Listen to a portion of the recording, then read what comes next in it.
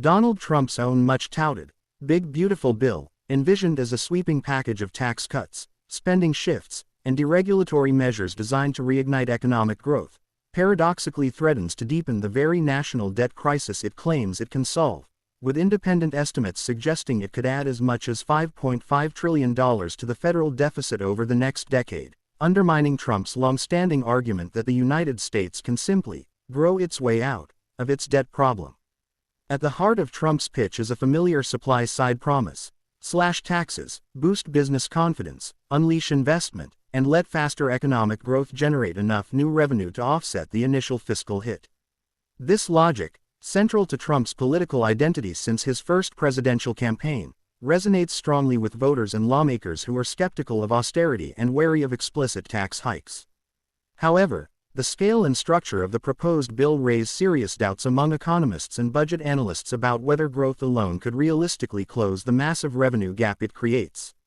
Large, permanent tax cuts, especially those skewed toward corporations and higher-income households, tend to reduce federal revenues significantly in the short and medium term, while the growth effects, though real, are usually more modest and slower to materialize than political rhetoric suggests.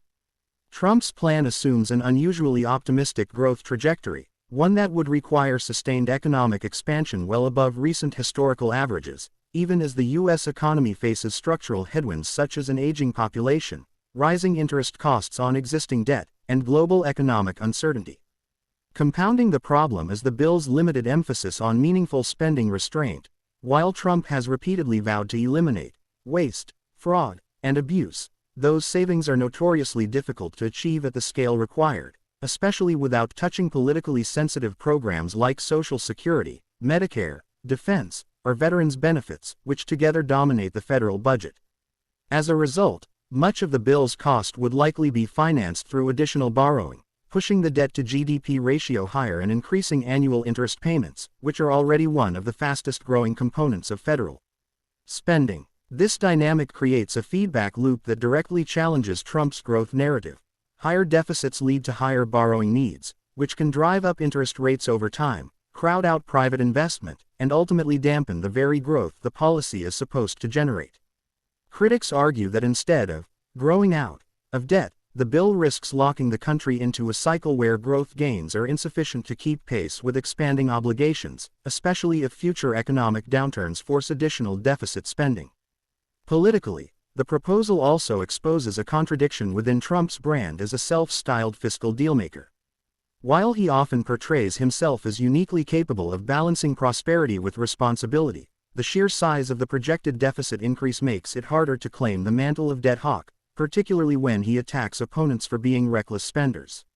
Even some traditionally conservative lawmakers, who support tax cuts in principle, have expressed concern that endorsing a plan adding trillions to the deficit could erode the party's credibility on fiscal discipline and limit its ability to respond to future crises, whether economic, military, or environmental.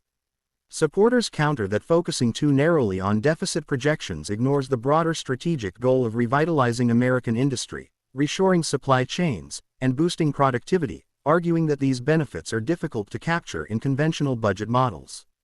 They also contend that failing to pursue aggressive pro-growth policies carries its own long-term costs, including slower wage growth and diminished global competitiveness. Yet the tension remains unresolved. The bill asks voters and markets alike to place enormous faith in a growth miracle while accepting a substantial near-term deterioration in the nation's fiscal position. If that growth falls short, even slightly, the gap between revenues and obligations could widen dramatically, leaving future administrations with fewer options and tougher choices.